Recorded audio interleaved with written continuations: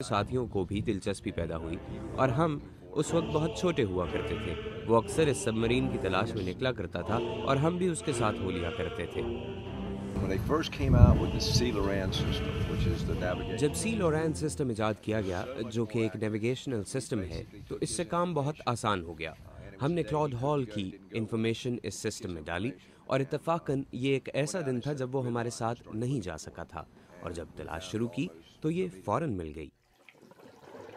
जैसे जैसे डाइवर गहराइयों में उतरता है, ऑक्सीजन उसके दिमाग को नशे की हालत में करना शुरू कर देती है।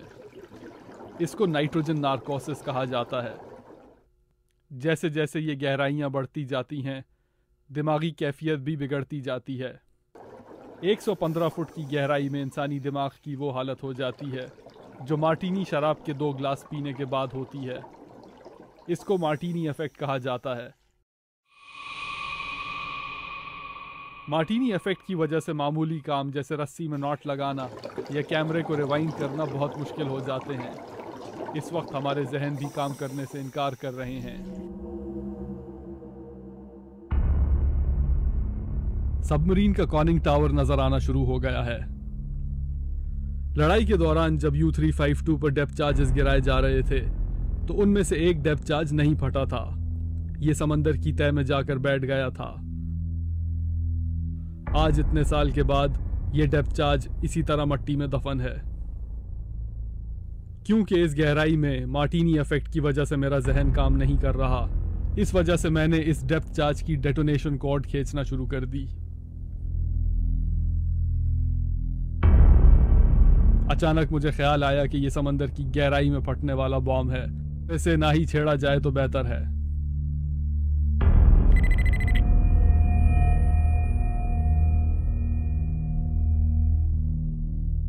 थोड़े से फासले पर एक और चीज बड़ी नजर आई।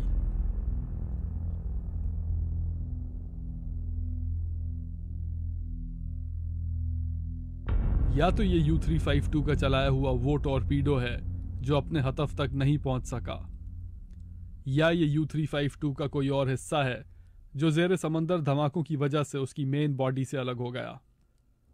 मगर इतने सालों के बाद इस बारे में यकीन से कुछ कहना मुश्किल है।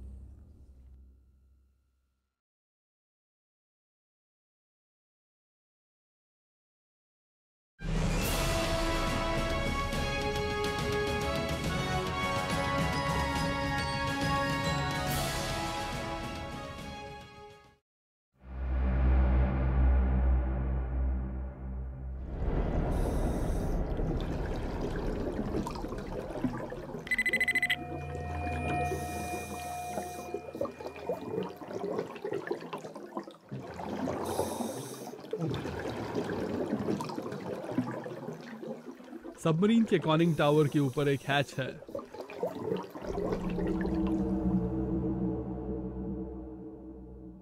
मगर अंदर झांकने पर मछलियों के अलावा कुछ नजर नहीं आता। अगर इसके कॉनिंग टावर को छोड़कर आगे की तरफ बढ़ा जाए तो एक और हैच नजर आएगा। सबमरीन के अंदर का मंजर देखने के लिए ये हैच ज्यादा करामत साबित हुआ।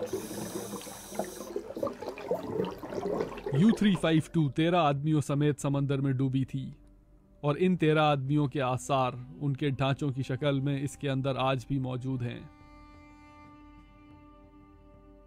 मगर क्योंकि इस्लाम और ईसाईयत दोनों मज़ाहिब मैयत का एहतराम सिखाते हैं, इस वजह से हमने इसके अंदर हलाक होने वालों की तस्वीरें नहीं उतारी।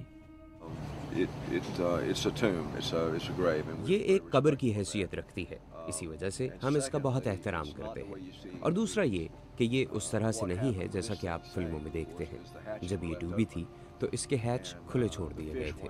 मछलियों ने अंदर घुसकर सब चीज़ें इधर से उधर कर दी और हलाक होने वालों की हड्डियां भी हर जगह फैला दी। अक्सर ऐसा होता है कि हम इसमें तारीखी नवादरात ढूंढ रहे होते हैं कि हमें इंसानी हड्डी पड़ी मिलती है। हम उसको अपनी जगह पर रखकर वहाँ से हट जाते हैं। इस आबदोज के अंदर की काफ़ी चीज़ें लकड़ी की हुआ करती थी। इसके दरवाजे, अलमारियाँ वगैरह सब लकड़ी के थे। आज वो सब कुछ गलकर गायब हो गया है, मगर अभी भी इसकी कुछ जगह हैं जो बहुत तंग हैं, जैसे इसका कंट्रोल रूम, यहाँ घुसना काफ़ी मुश्किल है और इसका इंजन रूम भी बहुत तंग है।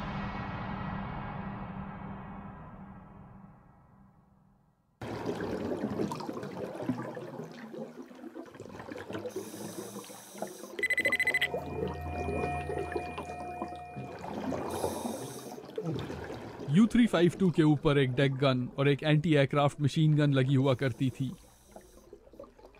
डेप्थ चार्जेस के धमाकों से डेक गन उखड़ गई और इसका आज तक पता नहीं चला।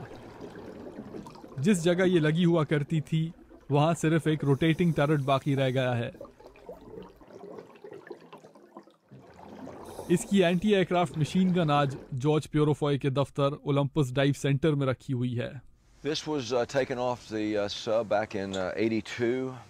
ये मशीन गन हमने 1982 में निकाली थी। हमने इसकी मेन कैनन ढूंढने के लिए डाइव लगाई थी, जबकि ये तो 20 मिलीमीटर की एंटी एयरक्राफ्ट गन है। जब ये हमें मिली तो इसकी सिर्फ इतनी सी नाल रेत में से बाहर निकली हुई थी और ये बाकी रेत में दफन हो चुकी थी।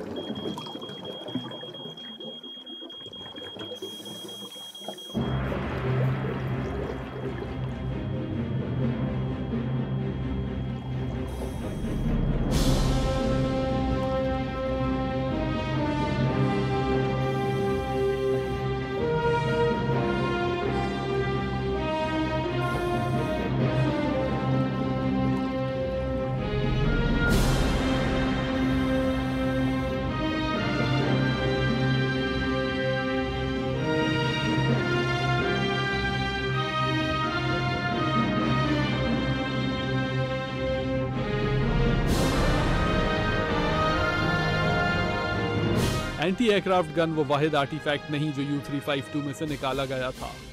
This was the we think the captain's pistol. हमारे ख्याल में ये कप्तान की पिस्तौल है। जब ये मुझे मिली तो जैसा कि आपने देखा इसके धागे गलकर खत्म हो चुके थे। हमने इन्हें दोबारा सिलवाया है। जब मैंने इसे खोला तो सिर्फ इसका ये हैंडल और चंद कारतूस बाकी बचे थे। We found a picture of Hitler inside the sub. हमें इसमें से हिटलर की ये तस्वीर मिली और जैसा कि आप देख सकते हैं ये बहुत अच्छी हालत में है। इसकी वजह यह है कि ये कागज तैरता हुआ सबमरीन के ऊपर के हिस्से में चला गया और डीजल फ्यूल से मिक्स हो गया। इस तरह ये कीड़ों की खुराक बनने से महफूज है। U-352 की दरियाफ्त के बाद जॉर्ज प्यूरोफॉय ने इसके अमले के वो अफराद को तलाश किया जो जिंदा थे और उसके बाद उन्हें अमेरिका बुलवाया। They were very nice people when we met them. वो बहुत अच्छे लोग थे। जब हमारी उनसे मुलाकात हुई तो वो बहुत ज़ईफ हो चुके थे। उनकी उम्रें 70 और 80 बरस के करीब थी। उनसे बात करके ये महसूस नहीं होता था कि वो बुरे लोग हैं, मगर ये साफ जाहिर था कि वो अपनी जवानी में बहुत मजबूत थे। कोई भी इंसान जिसे 220 फुट की सबमरीन में महीनों के लिए बंद कर दिया जाए बगैर शावर या एयर कंडीशनिंग के, तो इन हालात में एक मजबूत आदमी ही रह सकता है।